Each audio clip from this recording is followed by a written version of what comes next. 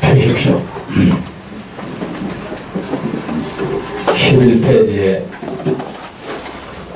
가운데 줄 부처님께서 말씀하셨습니다. 찾으셨습니까? 네. 거기에서 12페이지에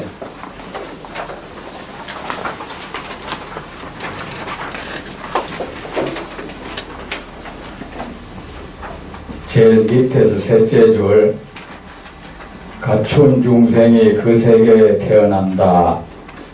거기까지 읽겠습니다. 준비되셨습니까? 네.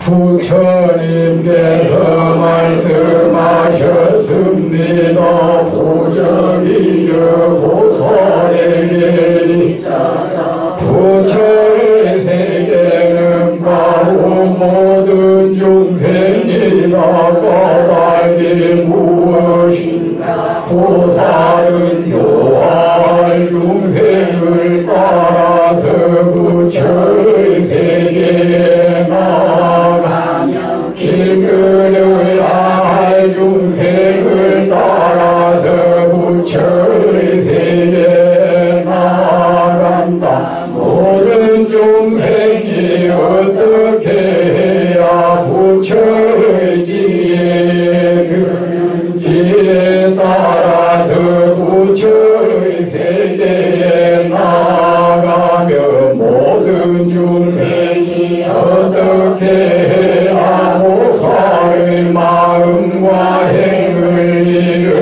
일으키는지에 따라서 부처의 세계에 나아간다. 까닭이 무엇인가. 보살이 부처의 세계에 나아가는 것은 모두 중생의 이익을 위함인 까닭이.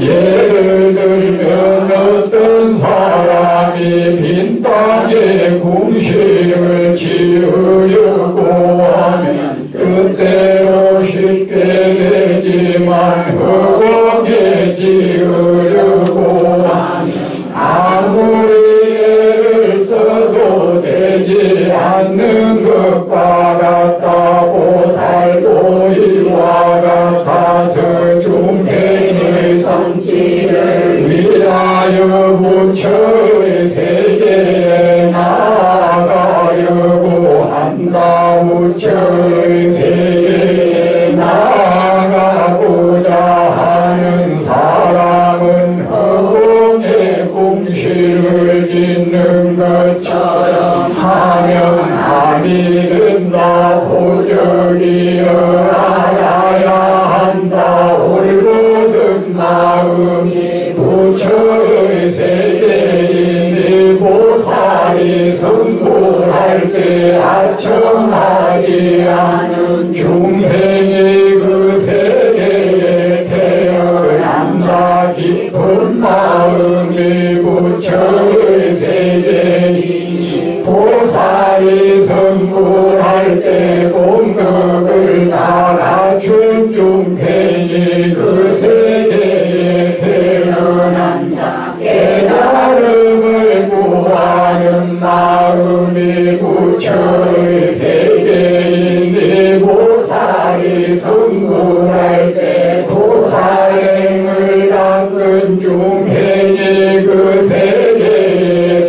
태어난다. 베푸는 것이 부처의 세계이니 보살이 성불할 때 모든 것을 잘 베푼 중생이 그 세계에 태어난다. 계율을 지키는 것이 부처의 세계이니 보살이 성불할 때 10가지 선을 닦은 중생이 그 세계에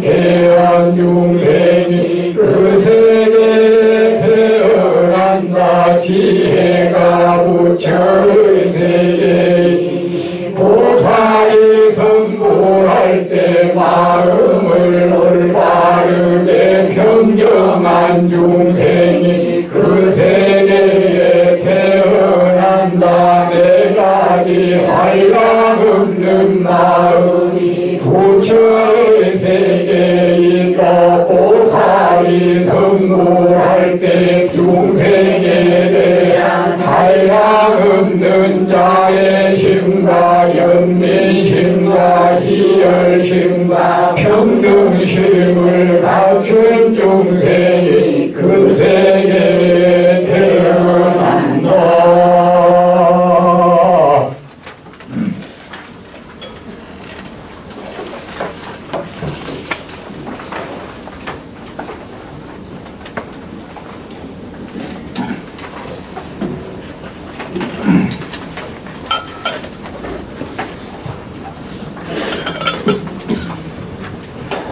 절 보십시오. 기분 좋죠? 네. 왜 기분 좋습니까?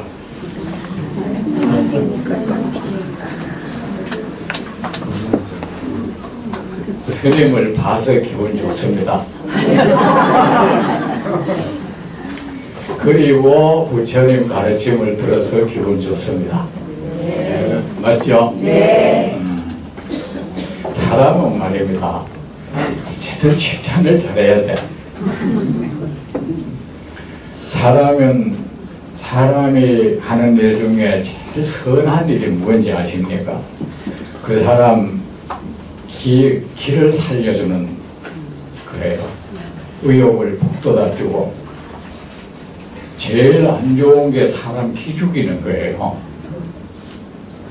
그 사람이 설사 큰 잘못을 저질렀다 해도 그 잘못한 걸 꾸짖으면 그뿐이지 다른 비난을 퍼붓고 해서 기를 죽이면 안 됩니다. 그래서 급기야는 자기 스스로 자괴감이 생겨나게 하고 자기 스스로가 자기를 비난하도록 만들고 자기 스스로가 자기를 못난 사람이라고 인식하도록 만드는 것, 그거 아주 나쁜 짓입니다. 아무리 큰 잘못을 저질러도 그리 하면 안 됩니다. 가슴 한쪽에서는 그를 안아주는 마음이 없으면 꾸짖지도 말아야 돼요. 막연히 잘못한 것을 빌미 삼아 그 사람을 짓밟으려고 그러고 길을 죽이려고 덤벼들고, 그거는 그 사람이 잘못한 것보다 더 나쁜 짓을 하는 겁니다. 그리고 사람을 칭찬하고 어떤 습관입니다. 사람은 어느 한쪽 방향의 일을 계속하면 그쪽으로 능력이 생기죠. 몸도 한쪽으로 계속 쓰면 그쪽 방향으로 어떤 하나의 특정한 운동을 하면 그 운동에 필요한 근육이 생기죠. 우리의 이 마음 근육도 마찬가지입니다. 선한 쪽으로 계속 쓰면은 그쪽으로 좋은 근육이 또 형성되고, 나쁜 쪽으로 쓰면 나쁜 쪽으로 근육이 형성됩니다. 마음 근육이. 사람 칭찬할 줄 모르는 사람은 사람을 칭찬할 줄 아는 근육이 없는 거예요. 하지만 어떻게든 그 사람의 장점을 발견하고 자꾸 칭찬을 하면은 칭찬할 줄 아는 능력이 생겨요. 사람 능력 중에 사람 칭찬하고 격려하고 힘을 북돋아 주는 것보다 더 좋은 능력이 어디 있겠습니까? 그런데 사람을 자꾸 짓밟은 말을 하고 기죽이는 말을 계속 그런 쪽에 궁리하면 그쪽으로 또 발달을 해요. 그래서 툭툭 튀어나오는 말도 늘 사람을 어찌하는 말이 툭툭 튀어나와요. 그래 놓고는 무심결에 했다 그러고, 무심결에 그렇게 했다면 그 사람 심각한 겁니다. 그게 아주 몸에 배어 있다는 겁니다. 어떤 사람은 무심결에 툭툭 던지는 말이 남을 그 힘을 북돋아주는 말을 하는데 그 사람은 그쪽으로 근육이 아주 발달이 되어 있다는 겁니다. 사람은 발달시키는 대로 발달돼요. 사람을 재미있게 하는 말을 자꾸 하다 보면은 그런 능력이 또 생기죠. 그러니까 우리는 늘 남을 칭찬하고, 여기서 보세요. 이 부처님을 보적은 지금까지 계속 찬미의 노래를 부르지 않습니까?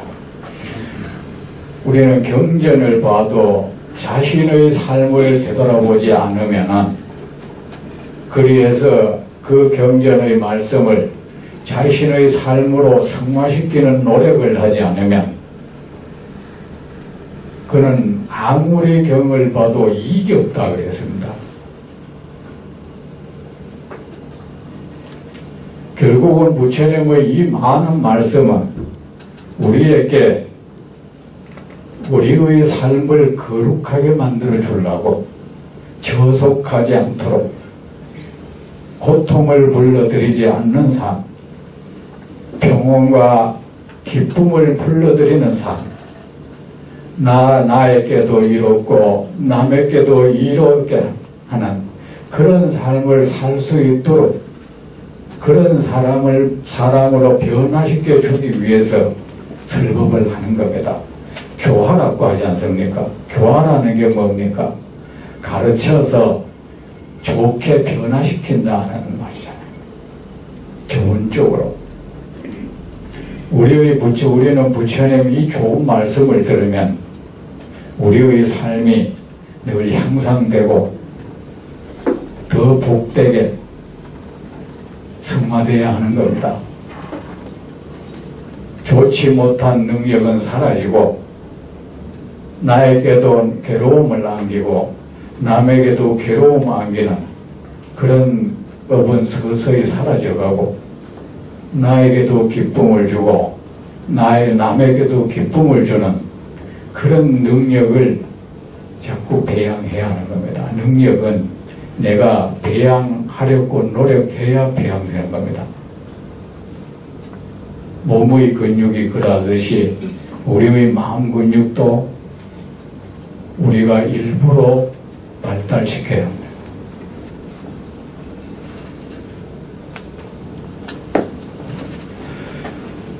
부처님께서 말씀하셨습니다. 보적이여, 이렇게 말할 때 여러분 이 부처님이 내 이름을 부른다고 좀 생각하십시오. 이 거룩한 분께서 저 천상의 신들마저 공경하지 않는 그 부처님, 그 부처님께서 천상의 신들도 공양하고 싶어하는 그 부처님, 그 천상의 신들도 경배하는 그 부처님, 억천만급이 지나도 다시 만나기 어려운 그 부처님, 부처님이 이 세상에 한번 출현하는 것은 우단바라가 꽃을 피우는 것과 같다고 했습니다. 한때 우리 불교계에 참 창피한 일이 있었죠.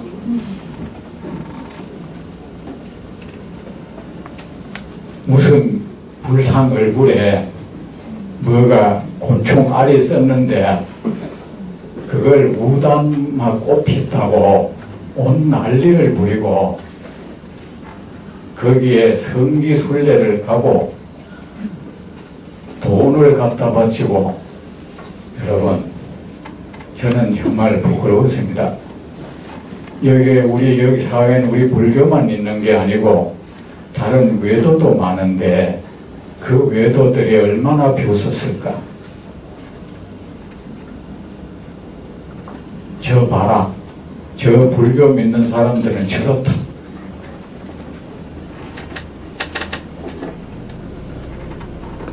그 기둥에도 있고 오래된 나무 기둥에도 있고 바위에도 있고 어디에도 있는 저걸 부처님 그 불상을 관리를 잘못해 가지고 거기에 뭐가 벌레가 알을 쓸었는데 그걸 가지고 신비하다고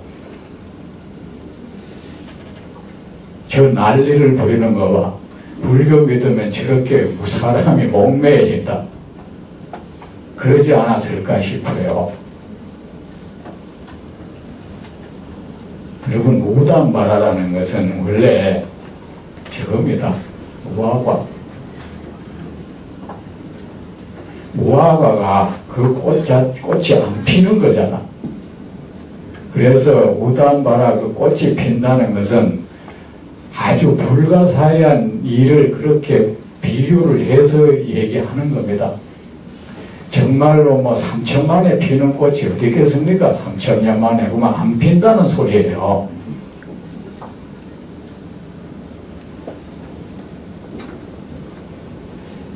그리고 만약에 꽃이 폈다면 그건 정말 놀라운 일이죠. 경이로운 일이죠. 부처님이 이 세상에 출현하는 것은 그렇게 무화과가 꽃피는 것처럼 희귀한 일이다 이 뜻이에요. 그렇다고 뭐 부처님 출현한다고 꽃 피는 건 아닙니다.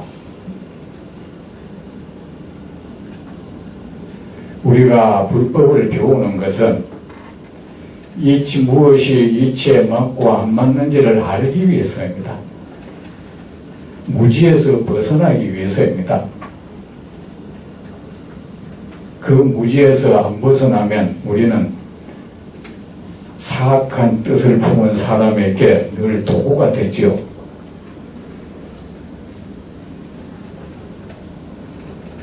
진실로 정말 우리 중생에 대한 사랑 하나로 어떠한 사사로운 마음도 없는 분, 오직 중생을 일깨워주고 싶은 그 마음 하나로 우리에게 다가오는 분은 부처님밖에 안 계셔. 추워도 이 중생을 이용해서 자신의 명예를 얻거나 재물을 구하려고 하는 그 어떤 마음도 없는 분, 오직 그 한 마음으로 중생을 무지에서 벗어나게 해주기 위해서 말씀하신 분은 부처님밖에 안 계시고 그렇게 할 수 있는 능력 또한 부처님밖에 안 계십니다. 그런데 우리가 그 부처님 말씀을 자꾸 안 듣는다면 어떡하겠습니까? 사람으로 말하면 정말 나에게 도움이 될 수 있고 도움을 줄 수 있고 참으로 나에게 도움을 주고 싶은 마음이 간절한 사람을 외면을 한다면 우리의 삶은 행복할 수 있겠습니까? 불행할 수 있겠습니까?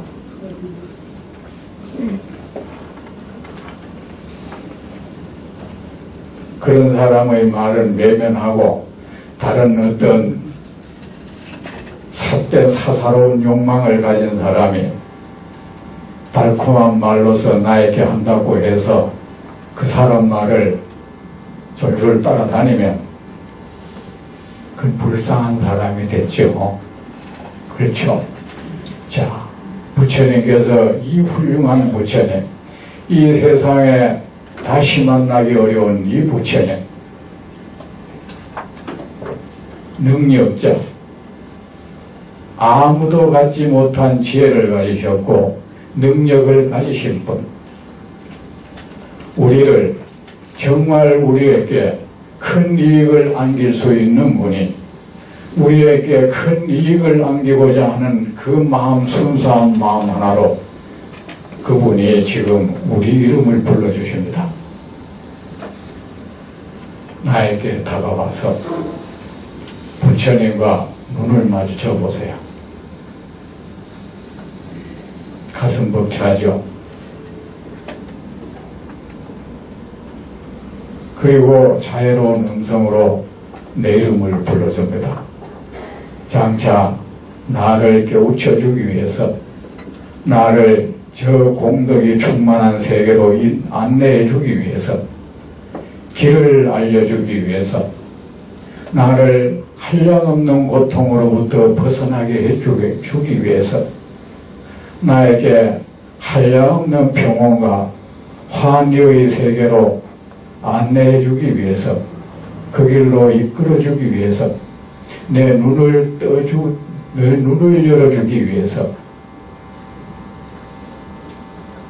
내 이름을 불러주십니다. 보적이여, 부처님 고맙습니다. 제 이름을 불러주셔서 고맙습니다. 해보세요. 고맙습니다. 제 이름을 불러주셔서 고맙습니다. 백천만급 갈망하였던,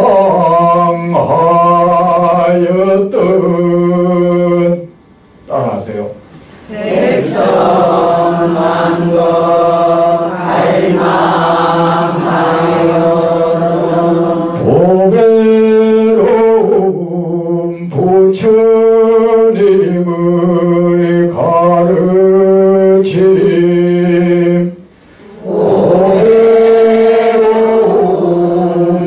부처님의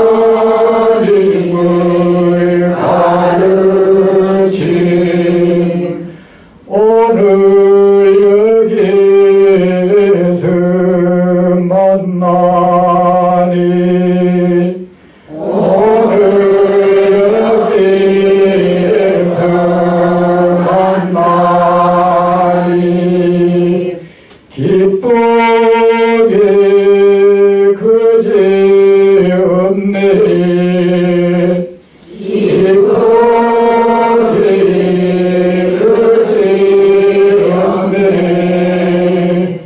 마음 다해 보고 듣고 지내어서, 마음 다해 보고 듣고 지내어서 부처님을 참된 뜻, 부처님을 참된 뜻 반드시 깨달으리라, 반드시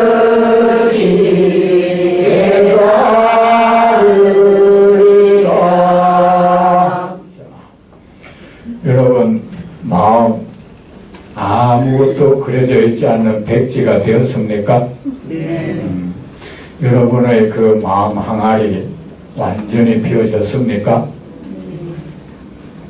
부처님께 맡겨졌습니까? 네. 부처님이 그 항아리에 무엇을 담든 받아 드리랍니까? 네. 그 백지에 부처님이 무슨 그림을 그리든 그 그림 감사하게 받아 지낼 겁니까? 네. 예. 보적이여, 보살에게 있어서 부처의 세계는 바로 모든 중생이다. 보적이여, 그대는 지금 나에게 부처의 세계에 나아가는 것에 대해서 물었다. 어떻게 하면 부처의 세계에 나아갈 수 있는지에 대해서 물었다. 어떻게 하면 완전한 깨달음을 얻을 수 있는지에 대해서 물었다. 어떻게 하면 한량없는 공덕의 세계에 나아갈 수 있는지에 대해서 물었다. 어떻게 하면 한량없는 평온을 얻고 한량없는 환희를 얻을 수 있는지에 대해서 물었다. 어떻게 하면 모든 공덕이 사라진 평온과 기쁨의 세계에 나아갈 수 있는지에 대해서 물었다. 보적이여, 그대를 그 좋은 세계로 이끌어 줄 수 있는 자가 누구인지 아느냐? 바로 그대를 둘러싸고 있는 그 모든 중생이다.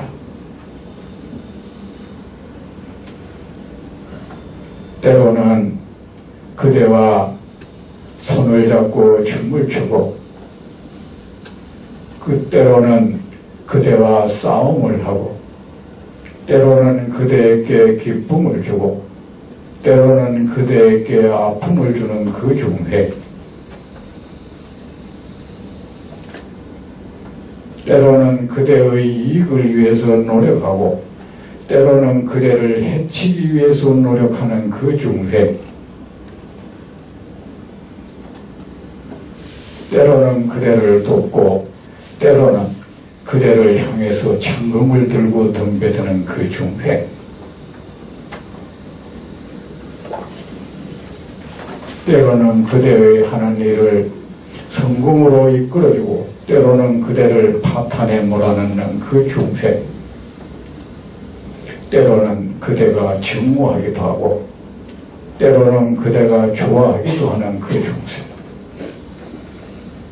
때로는 그대의 뜻을 순해주기도 하고 때로는 그대의 마음을 거슬려 화나게도 하는 그 중생, 그대를 둘러싸고 있는 그 모든 중생이 그대를 부처의 세계로 이끌어줄 것이다. 참으로 그대에게 그대가 그 좋은 부처님의 세계로 나아감에 있어서 도움을 줄 수 있는 이는 바로 그 모든 중생이다. 명심하라.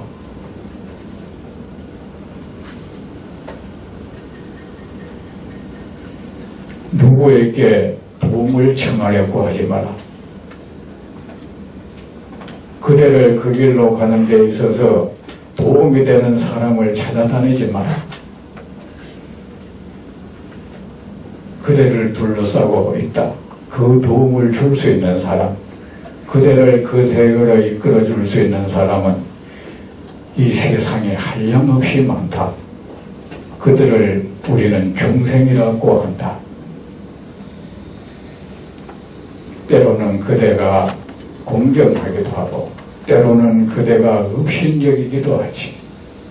때로는 그대가 그를 좋아하기도 하고 때로는 그대가 그를 증오하기도 하는 그 중생이 바로 그대를 불국정토 부처의 세계로 이끌어줄 것이다. 까닭이 무엇인가? 보살은 교화할 중생을 따라서 부처의 세계에 나아가며 어떻게 하면 그대는 그 모든 중생의 도움을 받을 수 있겠는가? 그 모든 중생에게 그대가 부처의 세계로 나아감에 있어서 도움을 받고 받지 못하고는 그대 자신에게 달려있다. 그대의 마음먹기에 따라서 그대의 행위에 따라서 그 모든 중생은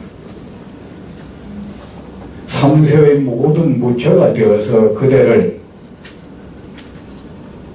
부처의 세계로 이끌어줄 것이지만 그대가 마음을 먹기에 따라서 그대의 행위에 따라서 때로는 그 모든 중생은 한량없는 마구니가 될 것이다.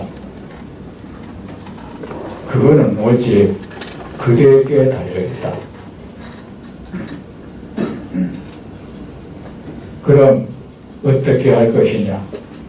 그 중생들에게 대해서 좋은 마음을 일으켜라. 그 모든 중생을 교화할 생각을 하여라. 이 세상에 고통받는 이 모든 중생을 내가 교화하리라. 부처님의 가르침을 가르쳐줘서 그 모든 중생을 안락의 세계로 인도하리라. 이 마음을 가져라. 그래야 하면, 자 여러분, 사람을 교화하려면 그대가 이 모든 중생을 돕겠다는 생각을 하거라.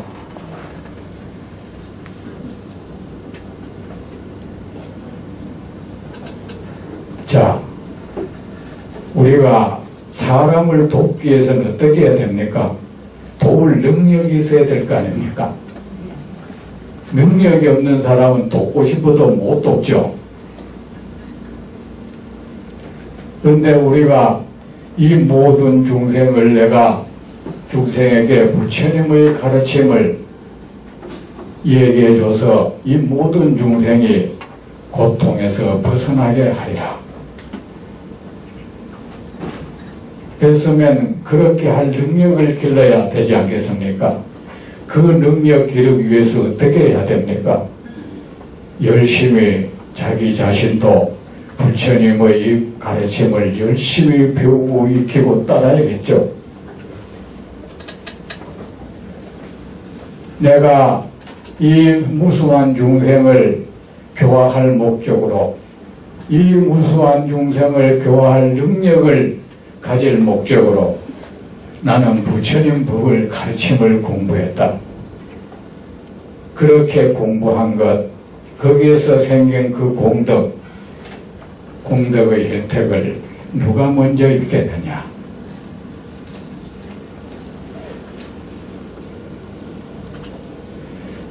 중생이 먼저 그 이익을 받겠느냐? 그대가 먼저 받겠느냐?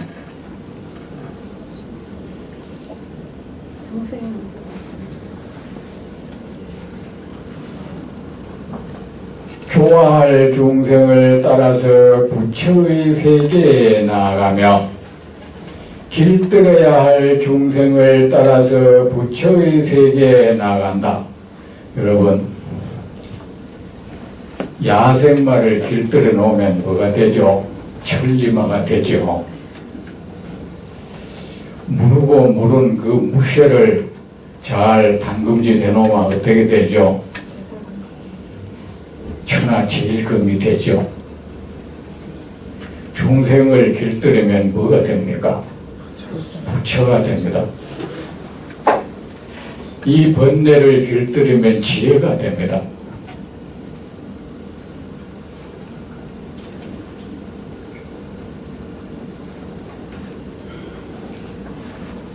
이걸 불교 용어로 조복이라고 합니다.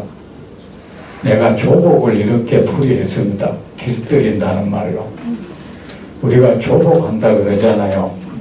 몸을 조복한다, 마음을 조복한다 할 때 이걸 길들인다는 뜻입니다. 좋게, 좋은 쪽으로 길들인다. 저는 가능하면 한글을 쓰려고 합니다. 저는 우리말 정말 사랑합니다. 그리고 좀 연민심도 있습니다. 왜냐하면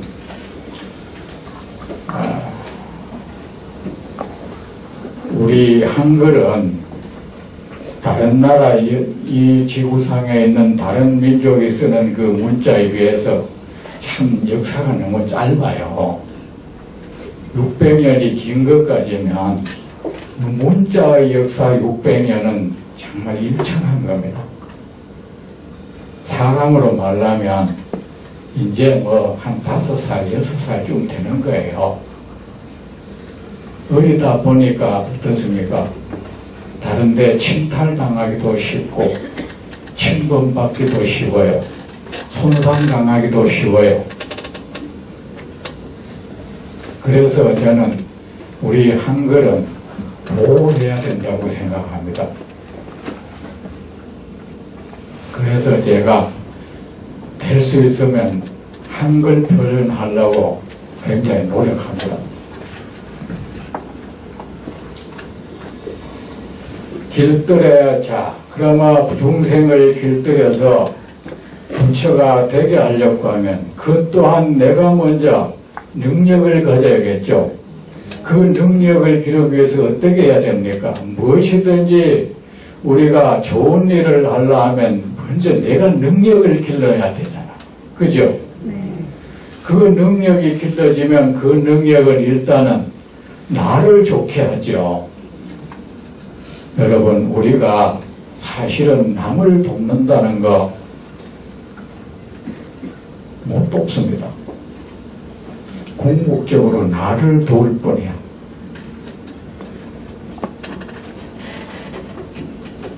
그 어떤 남을 행복하게 해준다.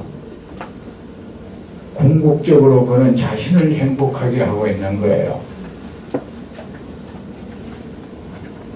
이 세상에 그 누구도 나를, 내 자신만큼 나를 도울 수 있는 자는 이 세상에 없습니다. 나를 낳아주고 나를 사랑하는 부모도 아무리 나를 도우려고 노력을 한다 해도 잘 다스려진 내 자신만큼 나를 도울 수가 없고, 나의 형제, 나의 친한벗, 이웃, 친척들이 아무리 나를 도우려고 해도 잘 다스려진 이 마음, 선한 이 마음, 내 스스로에게서 일어나는 이 선한 행위만큼 나를 돕지는 못해요. 그리고 이 세상에 어떤 원수가 어떤 마음을 일으켜서 나를 해친다 해도 잘못 길들여진 나만큼 나를 해칠 수는 없어.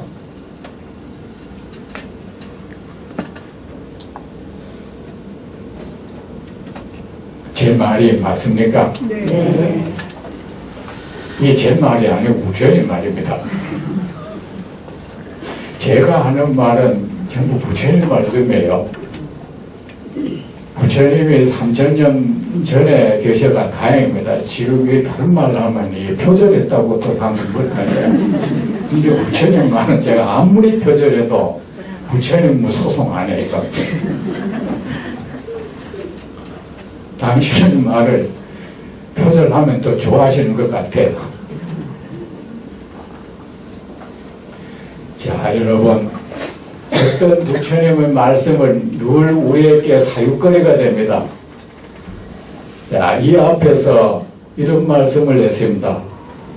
어떻게 하면 부처님의 세계에 나아갈 수 있는지에 대해서 말하겠다 해놓고는 부처의 세계는 바로 모든 중생이다 이랬단 말이에요. 그 말이 어떻게 다르단 말이에요. 그러면 여러분은 이게 무슨 뜻인가 이런 궁금증 안 생깁니까? 이게 어떻게 말이 이래 돼버리나? 여러분, 부처님은 늘 말씀하실 때마다 그럽니다. 잘 듣고 사유하라.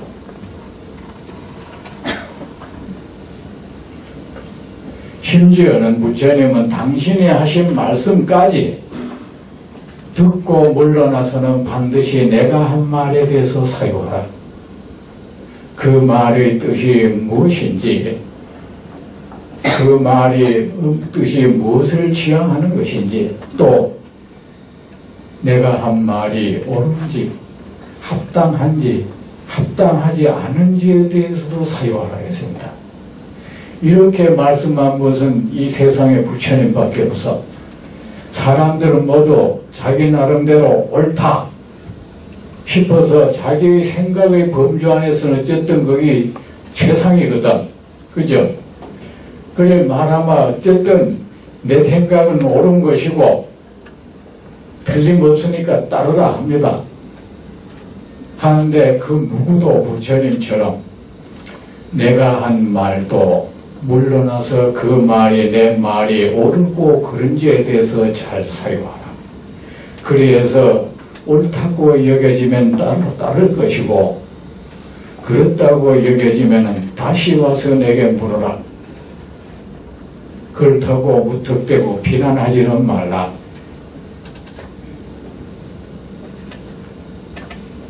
부처님 여러분, 사유를 통해서 지혜가 생겨난다는 사실, 사유를 통해서 무언가를 알게 되는 겁니다. 아셨죠? 그 아는 걸 지혜라고 하는 겁니다. 사유하지 않는 사람은 뭡니까? 이 초목과 같은 사람이에요. 꼭 어떤 목동이 소를 끄는 대로 따라가는 소와 같아요. 세상에 그 어떤 사람이 어떤 말을 해도 우리는 그 말을 곰곰이 사유할 수 있어야 돼요. 저 말이 어디에 근거한 것인가? 저 말이 옳은 것인가? 저 말이 무슨 뜻을 가진 것인가? 그래 하면은 나중에 그 사육구 때 우리는 그 말을 무슨 뜻인지 알게 될 것이고 또 그 말이 옳다 그러다도 알게 될 것입니다. 하지만 사육구 때 얻어지는 그 말에 대해서 어떤 뜻인지 알고 모르고 이거는 사실은 사유를 통해서 얻어지는 공덕 가운데 아주 미비한 거예요. 여러분이 이 경전을 말씀을 듣고 잘 사유를 하면 물론 사유하면은 이 말은 뭐 이런 뜻이구나 어쨌든 그것이 정확하든 안 정확하든 알게 될 거예요. 하지만 그것은 사유로 인해서 생기는 공덕 가운데 아주 부차적인 거예요. 뭡니까? 내 내면에 지혜가 생겨나는 겁니다.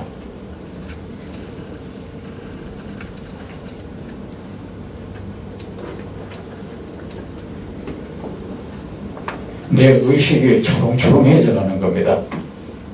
내 의식이 밝아져 가는 겁니다. 내 의식에 있는 그 어두움이 사라져 가는 겁니다. 그리고 어떤 사람의 말에 무턱대고 따라가는 습관이 사라집니다. 이게 얼마나 큰 공덕인지 아세요?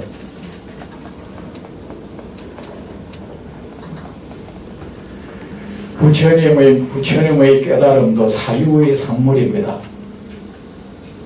아셨죠? 사유하세요.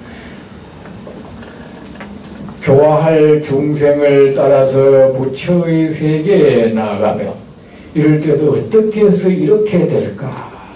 팔정도 가운데 정사유라는 말이 있죠. 이게 부처님의 가르침에 대한 사유예요. 좋은 것을 위한 사유. 생사유라는 곰곰이 생각하는 거잖아요. 심사숙고하는 거죠. 어떻게 하면 저 사람이 얘를 먹일까? 이거는 정사유가 아닌가? 이건 사유는 사유인데 부처님이 정바른 사유 하라 했습니다. 나에게도 이롭고 남에게도 이롭을 주기 위한 사유를 하라 했습니다. 어떻게 하면 이 고통에서 벗어날 수 있는지에 대한 사유, 어떻게 하면 깨달음을 얻을 수 있는지에 대한 사유, 어떻게 하면 만 중생에게 이익을 줄 수 있는 사람이 되는지에 대한 사유, 이거를 우리는 바람직한 사유, 저걸 어떻게 하면 저걸 한번 벌탕을 먹이지. 이거는요, 사유는 사유에 그것도. 근데 바르지 못한 사유는 그때 얻어지는 것도 바르지 못한 것이 얻어지겠죠. 교화할 중생을 따라서 부처의 세계에 나아간다는 것은 뭡니까? 교화할 중생을 따름으로 해서 교화할 중생을 위해서 중생을 교화하고자 하는 그 일념으로 부처님의 법을 열심히 공부함으로 해서 부처의 세계에 나아가게 된다. 그러면 결국은 내가 먼저 가겠죠. 그죠? 만 중생보다는 어쨌든 내가 먼저 가게 될 거 아닙니까? 그리고 길들여야 할 중생을 따라서 중생을 어떻게 하면 잘 길들여서 부처가 되게 할까? 그러면 나도 부처가 되어야 될 거 아닙니까? 이 좋은 뜻을 가지고 열심히 공부를 하는 겁니다. 열심히 공부하면 부처의 세계에 나가게 된다는 겁니다. 너 자신이 먼저. 또 모든 중생이 어떻게 해야 부처의 지혜에 드는지에 따라서 부처의 세계에 나가며 이 중생들이 어떻게 하면 번뇌에서 벗어나게 할 수 있을까? 중생이 어떻게 하면 부처님 같은 그런 명확한 알을 얻을 수 있도록 해줄 수 있을까? 어쨌든 그거 하려면 내가 부처님 거 공부해야 되고, 따라서 부처의 세계에 나아가며 모든 그 원을 따라서 교화하겠다는 원에 의해서 부처의 세계에 나아가고, 중생을 길들여서 부처되게 해야 되겠다는 그 훌륭한 원에 의해서 부처의 세계에 나아가게 되고, 모든 중생을 어떻게 하면 부처님의 지혜에 드는지, 모든 부처님을 어떤 방편을 써야, 그 방편을 알려면 또 지혜가 있어야 된단 말이지. 그 지혜를 부처님께 자꾸 묻는 거야, 이 방편을. 그러다 보면 또 내가 먼저 부처님의 세계에 나아가게 되고, 또 모든 중생이 어떻게 해야 보살의 행을, 보살행은 여러분 바로 선행이에요. 아셨죠? 선이 무엇입니까?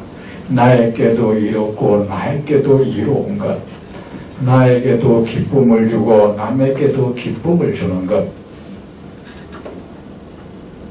이것이 바로 선입니다. 우리가 정의라는 말도 많이 하죠.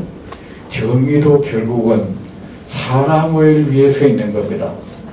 그게 잘못하면 이 정의랍시고 남을 괴롭혀요. 사람을 괴롭히면 그건 정의가 아닌 겁니다.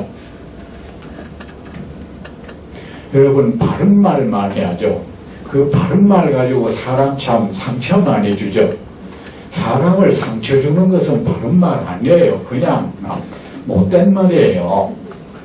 바른 것을 빙자한 못된 말이야.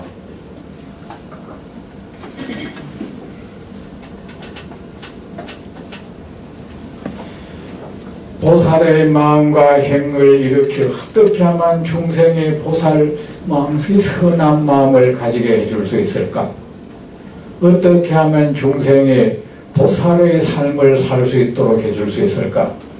그걸 내가 알아야겠다. 그 방편을 부처님께 여쭙는다. 나는 모르니까. 거기에 대해서 아시는 분은 부처님이니까.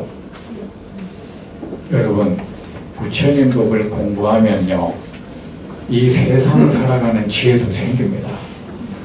안 생기지 않습니다. 장사 어떻게 하면 잘하는지에 대해서 지혜 다 알미 일어납니다. 상관없지 않습니다. 어떤 모든 중생이 어떻게 해야 보살의 마음과 행을 일으키는지에 따라서 부처의 세계에 나아간다. 이것이 무슨 말씀인지 이해가 되셨습니까? 되셨습니까? 네. 제 말이 어렵습니까? 저는 오래전부터 부처님 앞에서 원을 바랬습니다. 저는 부처님 추목도 알아듣는 부분을 할 수 있도록 해주십시오. 금방 태어난 아기도 알아들을 수 있는 법문을 전하겠습니다. 능력을 주십시오. 이랬습니다. 저는 알아듣지 못하는 말은 소리라고 생각합니다. 남이 알지 못하는 그런 그림이에요.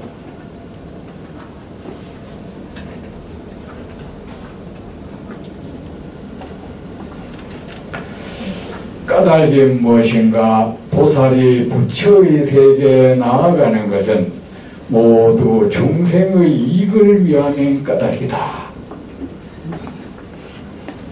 자, 어버이가, 자애로운 아버지 어머니가 돈을 벌려고 하는 것은 누구를 위해서입니까? 사랑하는 자식을 위해서죠. 사랑하는 자식의 행복을 위해서죠. 내 사랑하는 자식에게 좀 더 좋은 음식을 먹이고 싶고, 좀 더 좋은 옷을 입히고 싶고, 좀 더 좋은 집에서, 좀 더 좋은 환경에서 자라나게 해주고 싶다.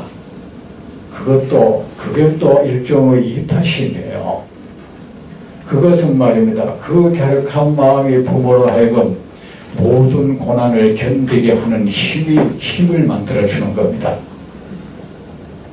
누가 어떤 굴욕을 줘도 그 견딜 수 있는 힘, 누구로 인해서 그 힘을 누가 준 겁니까? 자식이 준 겁니다.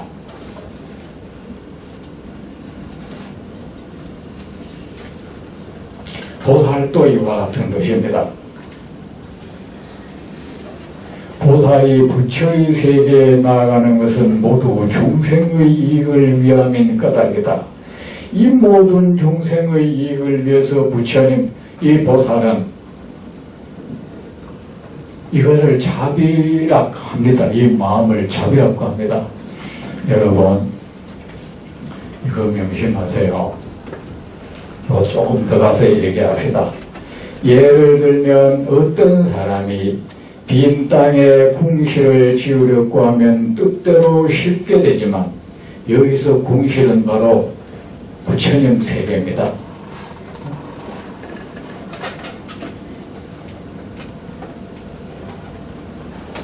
여기서 빈 땅은 뭡니까? 이 사사로운 탐욕이 없는 이 마음 세계입니다. 궁실은 바로 깨달음이에요. 완전한 깨달음. 빈 땅에 궁실을 지으려고 하면 뜻대로 쉽게 되지만 여러분이 만약에 내 한량없는 중생을 부처님의 세계로 인도하리라, 이 마음 하나로 부처님의 법을 공부한다면 여러분 모든 중생이 여러분의 그 공부를 도와줄 겁니다. 그리고 여러분은 아주 쉽게 그 세계에 이를 것입니다. 쉽게 되지만 허공에 지으려고 하면 아무리 애를 써도 되지 않는 것과 같다. 허공에다 집을 지을 수 있습니까? 허공에 농사를 지을 수 있는 겁니까?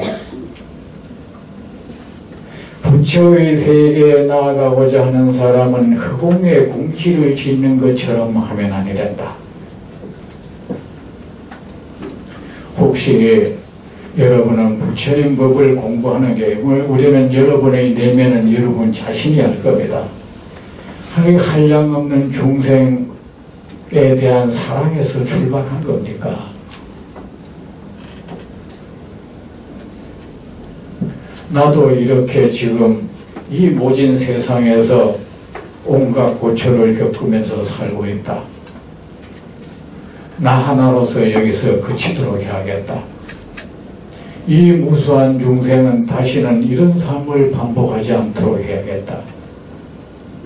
내가 그것을 위해서 이 모든 중생을 그렇게 하기 위해서 다시는 이 고통스러운 세계에 오지 않도록 하기 위해서, 다시는 이 고통스러운 세상에서 모진 삶을 살지 않도록 하기 위해서 내가 능력을 길러야겠다. 부처님 저에게 능력을 주십시오. 이 모든 중생 제가 건져야겠습니다.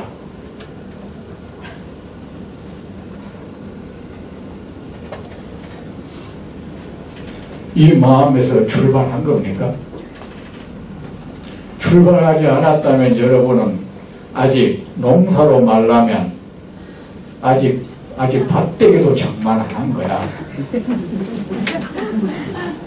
아예 땅도 없는 사람이 말입니다. 농사를 지으려 해도 일단 뭐 땅을 구입해야 될 거 아닙니까?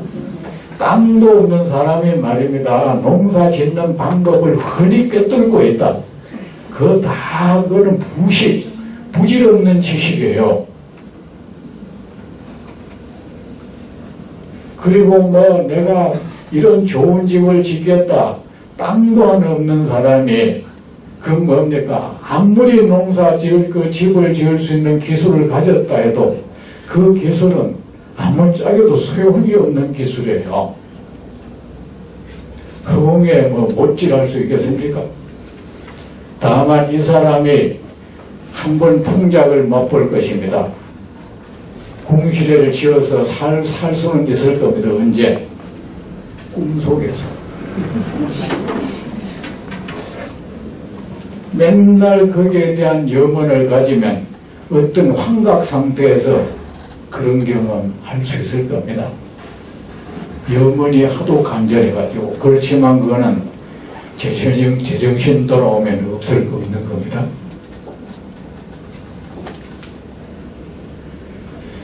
우리 여러분, 이 땅에 깨달음이라는 것은 여러분 비옥한 땅에 잘 자란 나무와 같은 거예요. 땅이 비옥하지 않는데 거기에 나무가 초목이 잘 자라서 아름답게 꽃을 피울 수 있는 겁니까? 비옥하기 위해서는 어떻게 해야 됩니까? 그 땅에도 강이 흐르고 있는 땅은 비옥하죠. 물기가 하나도 없는 땅, 쩍쩍 갈라져 있는 땅, 중생에 대한 사랑이 없는 사람은 그 메마른 땅과 같은 사람이에요. 그 메마른 땅에 깨달음이 나무가 자라날 수가 없습니다. 아무리 애를 써도 안 자라.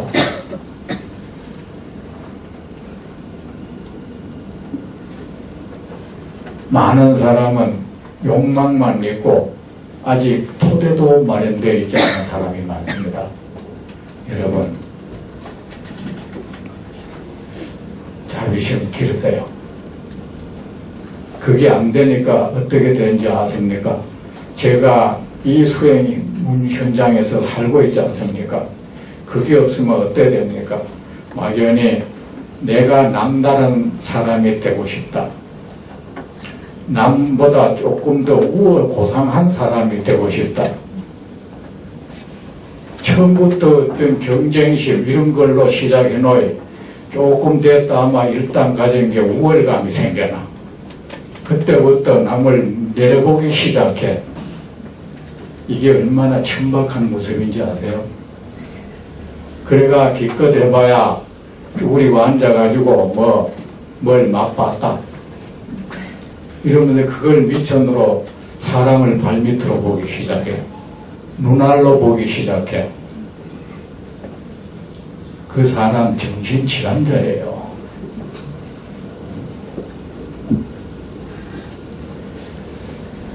사람이 말입니다. 그 어떤 경우에서도 남보다 우월감을 가질 이유는 없어. 설사 돌을 깨쳐서 불처가 됐다 해도 내가 이루고 싶은 걸 이뤘을 뿐이에요. 그 이유로 해서 남보다 우월적인 사람은 아니에요. 그 모든 것이 뭡니까? 여러분이 열심히 해서 돈을 벌었다. 자식을 향해서 우월감 생깁니까? 안 생기죠? 자식 앞에 나가면은 그래도 뭔가 부족하죠.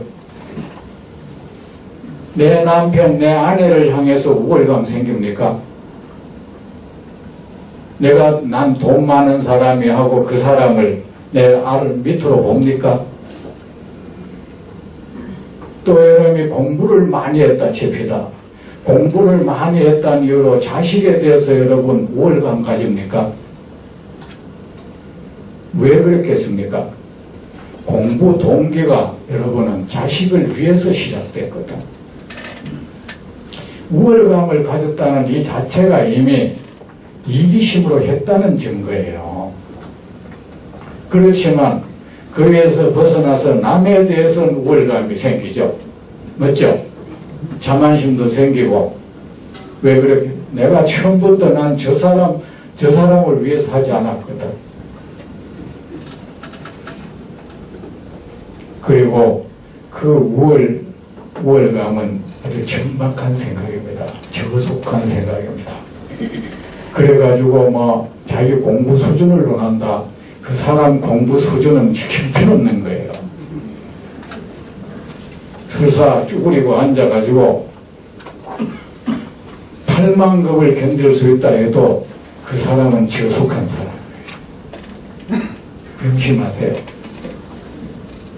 그래가 옛날 사람들이 쓴 책 그걸 가지고 담론을 하고 거기서 대단한 도리를 자기는 안다느냐.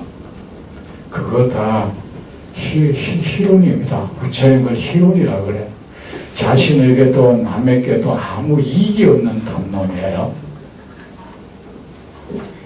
그러면서 자기 혼자 나는 이런 차원 높은 걸 알고 있어. 나는 이렇게 차원 높은 공부를 하고 있대. 뭐가 차원 높은 겁니까? 우리의 가슴을 답답하게 하고 우리를 늘 어리석게 만드는 이 번뇌, 이것이 열버지는 것이 차원이 높아져 가는 거예요.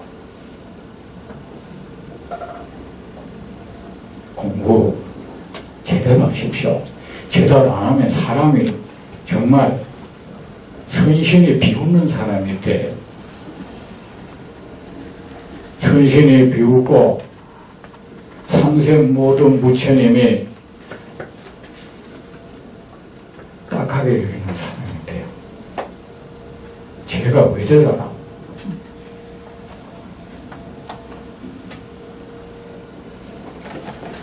중생의 이거의 우리의 가슴 속엔 여러분, 이 자비라는 것이 강처럼 흐르고 있어야 됩니다. 그리고 이 강은 내 인위적으로 만들 수가 있습니다. 우리는 이게 참 어색하죠. 대자대비 하면 뭔가 어색해. 내가 이런 마음을 갖는다는 거 어색해. 우리가 이렇게 참 이상하게 되어 있습니다. 당연히 가져야 할 마음이 왠지 나한테는 어색해. 왜? 우리가 잘못된 마음을 갖는데 익숙해져 있는 거예요. 우리가 참 딱한 것은 여러 가지가 있지만 선한 일을 어색하게 생각해요. 길 가다가 휴지가 떨어져 있으면 줍는 건 좋은 일인데 왜 그거 주스려면 어색하지? 그만큼 하지 않았다는 거야. 집 버리는 거는 아주 자연스러워요. 주는 거는 왠지 어색해.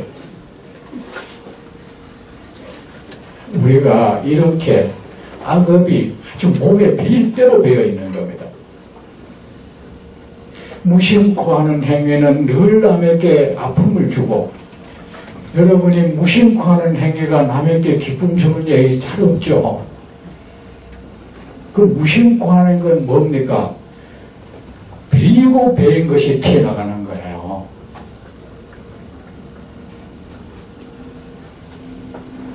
우리는 이렇게 선업을 그렇게 안 닦았다는 겁니다. 선업을 안 닦았다는 것은 사의 생명을 즐겁게 하는 그런 행위의 삶을 안 살아봤다는 거예요. 그런 삶을 살려면 어색한 거예요, 이거.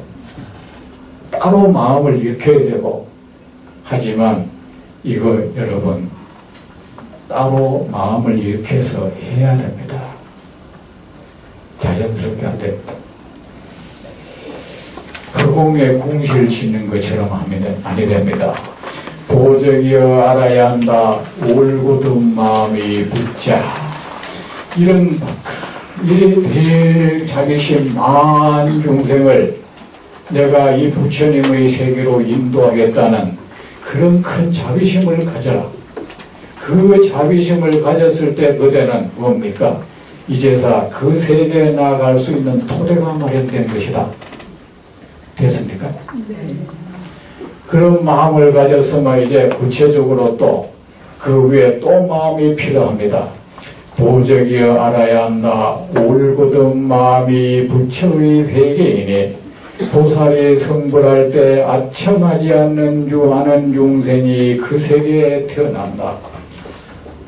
무엇이 올곧은 마음입니까? 선을 향해서 꿋꿋이 나아가는 마음, 깨달음을 향해서 꿋꿋이 나아가는 마음, 이것이 올곧은 마음이다. 오직 한 길, 선을 향해서 부처님의 세계를 향해서 만 중생을 이롭게 하는 그 세계를 향해서 꿋꿋이 나아가는 마음, 이것이 부처의 세계입니다. 그 어떤 악에도 굴복하지 않는 마음, 이 잘못된 음력에 굴복하지 않는 마음, 욕망에 굴복하지 않는 마음, 권태에 굴복하지 않는 마음, 이게 올곧은 마음입니다. 올곧은 마음이 부처의 세계인데, 보살이 성불할 때는 보살은 누가 부처의 세계에 태어나냐, 누가 부처가 되느냐, 그 올곧은 마음, 잘못된 것에 굴복하지 않는 마음을 가지고 자기의 욕망에 아첨하지 않는 사람, 자신의 잘못된 업에 아첨하지 않는 사람, 게으름에 아첨하지 않는 사람, 이게 결국 뭡니까? 자신을 잘못된 행위를 합리화하고 잘못된 행위를 정당화하고 미화하지 않는 이런 사람, 잘못된 것은 잘못된 것으로 알고 아름답지 못한 것은 아름답지 못한 것이라고 자신에게 당당히 말을 하고 거기에 굴복하지 않는, 여기서 아첨이라는 것은 결국은 자신을 향한 겁니다. 아첨이 뭡니까? 잘못된 세력 앞에 굴복해서 거기를 붙잡는 거 아닙니까? 무엇이 강력한 세력입니까? 우리는 무수업을 두고 잘못된 업을 쌓아와서 그 잘못된 업의 힘으로 이 세상에 와서 이 잘못된 업, 나를 고통, 나에게도 고통을 남기고 다른 이에게도 고통을 남기는 이 잘못된 업력이 나를 지배하고 있어. 이것이 끊임없이 나로 하여금 이 선을 향해서 나아가지 못하게 하고 있어. 이것이 나로 하여금 끊임없이 오용락으로 나를 끌어들이려고 하고 있어. 나를 선한 마음을 꺾으려고 덤벼들고 있어. 참으로 이익되는 일에는 하지 못하도록 만들고 그 일에는 흥미도 느끼지 못하도록 만들고 그 일에는 권태를 일으키는 마음이에요. 이건 뭡니까? 이 속의 음력이 좋지 않다는 거예요. 좋지 못한 에너지의 흐름이에요. 권태는 왜 생깁니까? 에너지가 달리서 권태가 생기는 거죠. 여러분, 나쁜 일은 권태 안 생기죠.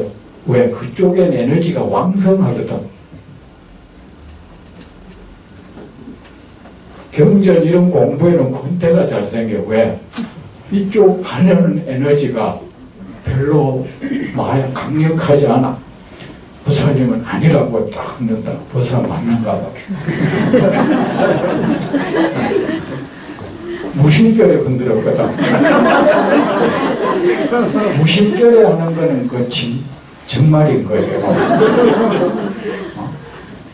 여러분, 어떤 사람이 무심결에 탁 내뱉는 말, 그 사람이 정말 그 사람 됨됨이에요.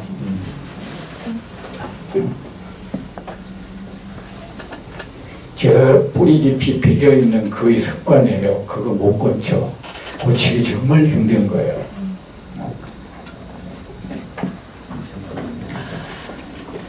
자기의 잘못된 업의 힘 앞에 굴복하지 하고 아첨하지 않는 중생, 그 사람은 꿋꿋하게 부처님의 가르침을 향해서 나아가겠죠. 그 중생이 그 세계에 태어난다. 부처가 된다. 좋은 에너지를 계속 쌓아가졌죠. 오직 향기를, 하나의 길을 향해서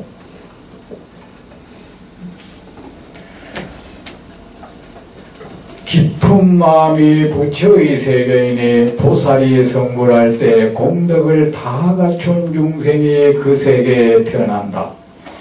부처님의 가르침에 대한 믿음이 뿌리 깊이 내린, 믿음의 뿌리가 깊은 마음, 선의 뿌리가 깊은 마음, 이 깊은 마음이 부처의 세계로 인도합니다. 올곧은 마음이 잘못된 업에 굴복하지 않는 올곧은 마음이 부처의 세계로 인도하고, 믿음이 깊은 마음, 선이 깊이 뿌리내는 그 마음이 우리로 하여금 깨달음의 세계, 부처님의 세계로 인도합니다. 보살이 성불할 때 그 깊은 마음으로 그런 사람은 온갖 이익된 일을 많이 했겠죠. 온갖 공덕을 다 갖춘 중생이 그 세계에 태어난다. 깨달음을 구하는 마음이 부처의 세계이니 이걸 보리심이라 해요. 보살이 성불할 때 깨달음을 얻기 위해서는 어떻게 해야 됩니까? 보살행을 닦아야 합니다. 이거 여러분, 이 말을 무수하게 듣는데 우리는 지나치고 있어. 어느 하나의 특정한 비결이 없습니다.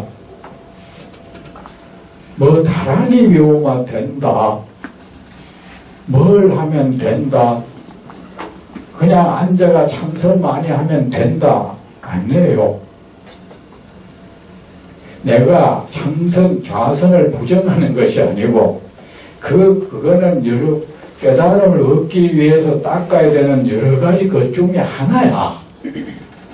오직 그 하나만 해서는 안 되는 거예요. 아셨죠? 보살행을 닦은 중생이 그 세계에 태어난다. 베푸는 것이 부처의 세계이니 이 베푸는 마음 보시, 이 베풀 줄 아는 마음, 이 행위가 우리로 하여금 부처의 세계로 나가게 합니다. 우리의 좋은 행위가 좋은 세계를 만나게 해주는 겁니다, 여러분. 나의 아름다운 행위가 장차 아름다운 세계를 만나게 해주는 겁니다. 아무도 나로 하여금 아름다운 세계를 만나게 해주지 못해. 오직 나의 아름다운 마음, 나의 아름다운 행위가 그렇게 합니다. 나의 아름다운 마음, 이게 뭐야? 올곧은 마음, 자비심, 전부 아름다운 부처님의 세계는 한량없이 아름다운 마음이에요. 세상이에요. 이 아름다운 세상에 누가 가겠습니까? 아름다운 삶을 사는 사람의 몫이에요. 그 아름다운 삶을 우리는 보살행위라 그럽니다.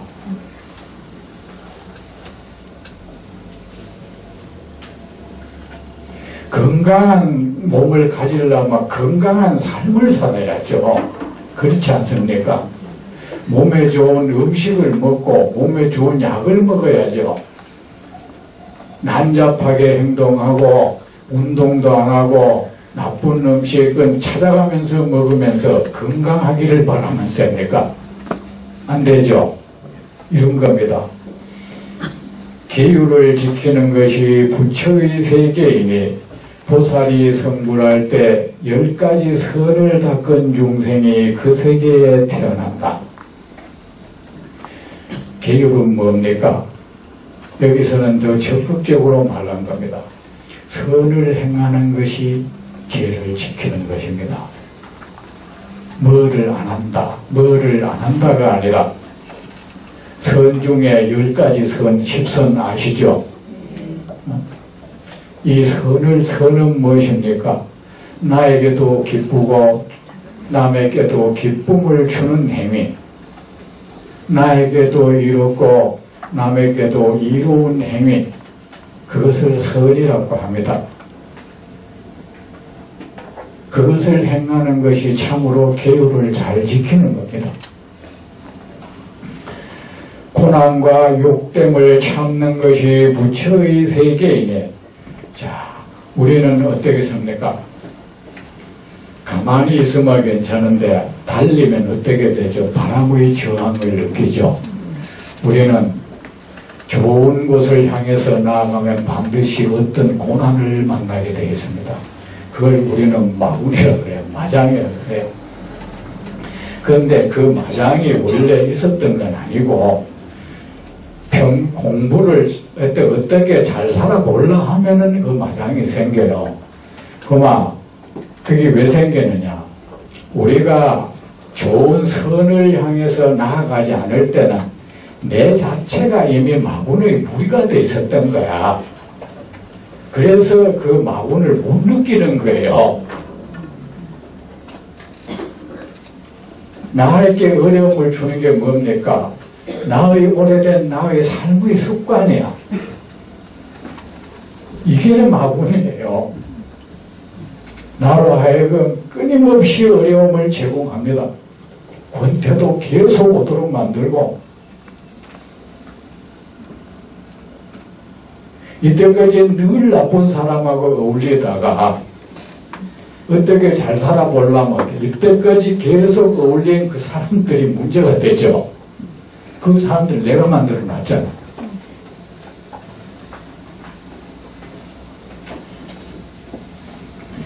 하지만 이런 걸 견뎌야 하는 겁니다. 고난과 욕됨을 우리가 어떤 고난을 겪는다는 것은 내가 전진하고 있다는 증거입니다. 욕됨을 견디는 것이 부처의 세계이니 보살이 성불할 때 32가지 특징으로 장엄된 중생이 그 세계에 태어난다. 부처님의 32가지 특징은 부처님의 32가지 공덕업의 선업에 의해서 형성된 거죠. 그러니까 뭡니까? 32가지 선업을 닦은 중생, 이 소리입니다. 어떠한 고난도 누가 어떤 고난을 만나든 누가 나에게 어떤 굴욕을 안기고 욕됨을 안겨도 거기에 굴하지 않고 꿋꿋이 선을 향해서 나아가는 사람, 꿋꿋이 모든 선을 행하는 사람, 그가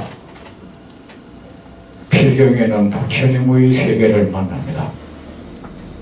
그렇게 하나하나 뛰어넘으면서 그는 서서히 그 스스로가 그 존재의 세포가 서서히 부처님 세포로 변해가는 겁니다. 부지런히 노력하는 것이 부처의 세계이니 보살이 성불할 때 모든 공덕을 열심히 닦은 중생이 그 세계에 태어난다. 우리가 정진이라는 말 많이 하죠. 정진은 일체 중생을 이롭게 하는 행을 열심히 하는 걸 공덕이라, 정진이라 합니다. 원래는 선을 열심히 닦는 겁니다. 보살이 성불할 때 또 마음을 맑고 고요하게 하는 것이 부처의 세계이니 보살이 성불할 때 마음을 다스려 어지럽지 않게 한 중생이 그 세계에 태어난다.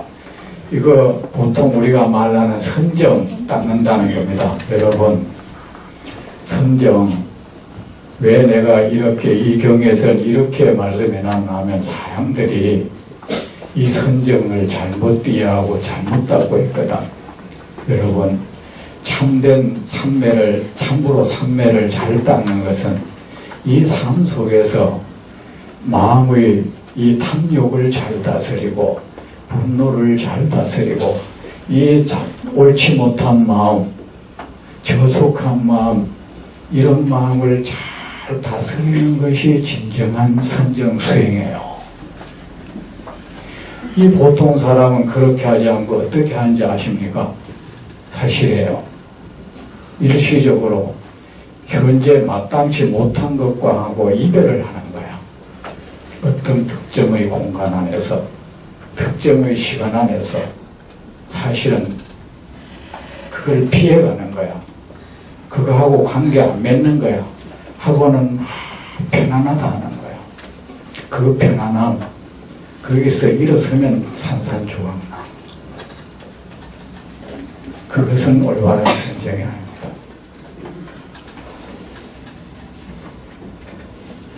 거기에서 어떤 기분을 느꼈다. 그는 오랜 행위를 하다 보니 그 좋은 기분, 방 밖에만 벗어나면 산산조각 나버려.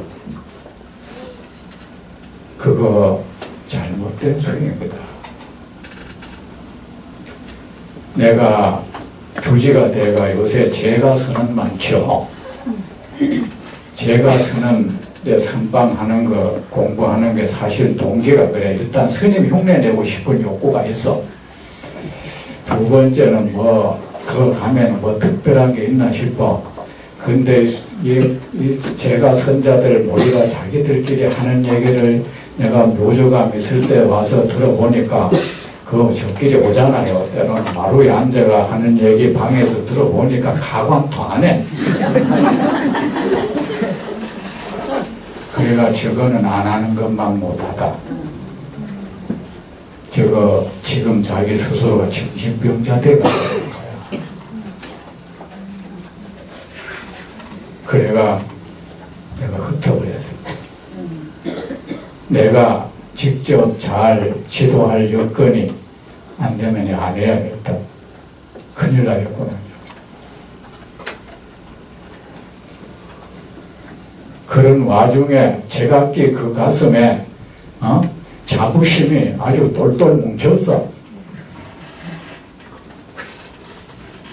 자존심이 하늘을 찔러. 사람 눈에 보이는 게 없어. 얼굴이 얼음장처럼 차가워. 얼굴 근육이 딱 굳어져 있어. 왜? 나는 다른 사람이다 하는 생각에 꽉 차가 있어. 사람을 천하게 만들고 있더라고요. 그래서 제가 흩어버렸습니다. 공부 여러분 정말 잘해야 돼.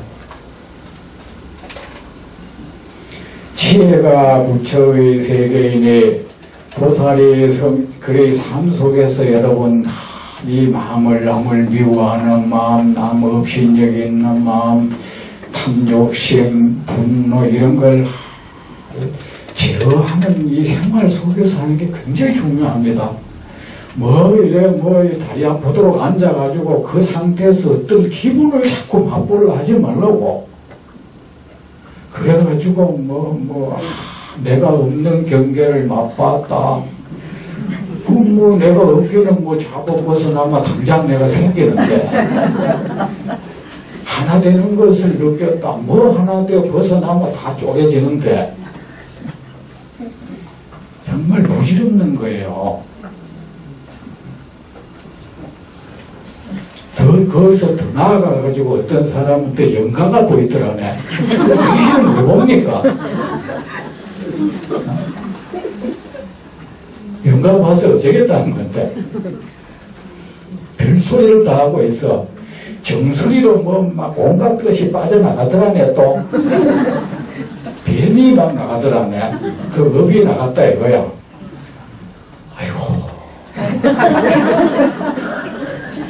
여러분들 좀 들었죠?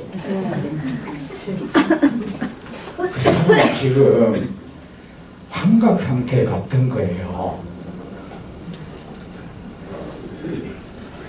지혜가 부처의 세계인이 보살이 성불할 때 마음을 올바르게 평정한 중생이 그 세계에 태어난다. 여러분, 지혜를 얻지 못한 자의 평정은 가짜 삼매는 가짜 삼매입니다. 확고한 알무로 인해서 진정한 삼매는 확고한 알무를 통해서 이루어집니다. 명확한 남, 이 세상의 모든 존재, 삶의 실체에 대한 명확한 알미, 일어나지 않는 상태에서 일어난 삼매는 일종의 정신망각 상태입니다. 정신이, 의식이 딱 판단력이 마비되어 버린 거예요. 지각작용이 마비된 거예요. 그는 가짜 삼매입니다. 설사 그 상태로 84,000급을 지난다 해도 그는 84,000급 동안 환각 상태에 있었던 겁니다. 네 가지 한량없는 마음이 부처의 세계이다. 자, 다음 시간에 합시다.